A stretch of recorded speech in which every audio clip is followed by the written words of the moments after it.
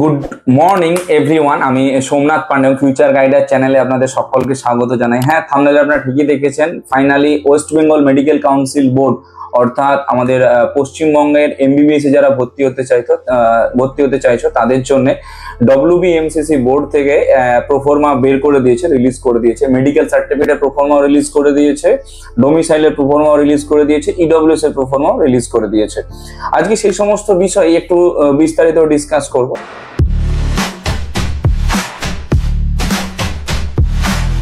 যারা যারা আমাদের স্টুডেন্ট রয়েছে তাদের প্রত্যেককেই আমরা পাঠিয়ে দিয়েছি জিনিসগুলো।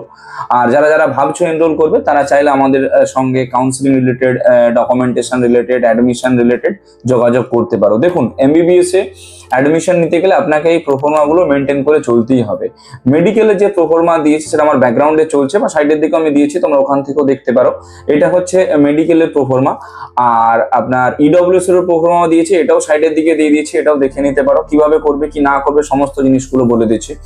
মেডিকেলের প্রোফর্মাটার দিকে যদি সব থেকে প্রথমে দেখি, দেখুন মেডিকেলের প্রোফর্মাটা আপনার যে কোনো এমবিবিএস ডক্টরের আপনারা সিগনেচার দিয়ে ফিল আপ করবেন। এমন একটা এমবিবিএস ডক্টরের সিগনেচার দিয়ে ফিল আপ করবেন যা রেজিস্ট্রেশন রয়েছে। উইথাউট এনি রেজিস্ট্রেশন হচ্ছে যে কোনো রকম ভাবে তার সিগনেচারটা ভ্যালিড হবে না। এটা হচ্ছে ফার্স্ট।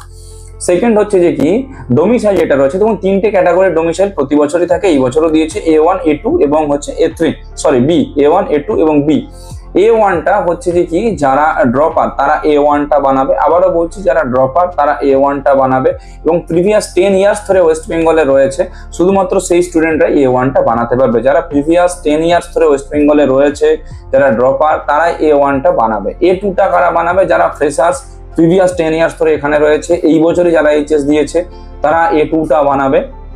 আর বিটা কারা বানাবে? বিটা তারাই বানাবে যারা ওয়েস্ট বেঙ্গলের বাইরে থাকে বাট তাদের ফ্যামিলির বাবা এবং মায়ের কোনো না কোনো একটা রেসিডেন্সিয়াল ডকুমেন্টস ওয়েস্ট বেঙ্গলে রয়েছে।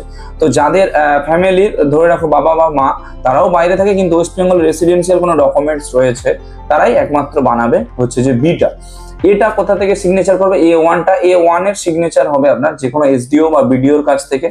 A2 এর সিগনেচারটা হবে আপনি যে স্কুল থেকে পড়ে বেরিয়েছেন সেই স্কুলের প্রিন্সিপালের কাছ থেকে। আর বিটা আপনার হবে সেম একই রকম ভাবে এসডিও বা বিডিও সিগনেচার থেকে। এই হচ্ছে আপনার প্রোফর্মার সিগনেচার কার লাগছে আর প্রোফর্মা কে কোনটা বানাবে সেটা। এবারে আসি, দেখুন আমরা ভিডিও দিয়েছি যে কবে থেকে কাউন্সিলিং শুরু হতে পারে কি না হতে পারে। মেবি ভিডিওটা হয়তো আর 2-3 ঘন্টার মধ্যে পাবলিশ হয়ে যাবে, আপনারা দেখতেও পেয়ে যাবেন।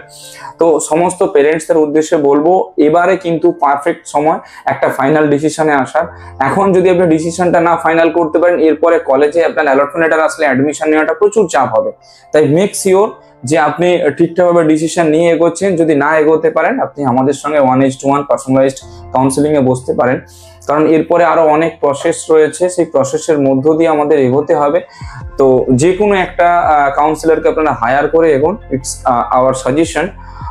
আর যদি ফিস এস্টিমেশন নিয়ে কোনো রকম ভাবে কোনো দ্বিধাবোধ থাকে, আপনারা আমাদের সঙ্গে যোগাযোগ করতে পারেন। অল্প বাজেটে অনেক বড় বড় কলেজ রয়েছে যেখানে অ্যাডমিশন নেওয়া পসিবল।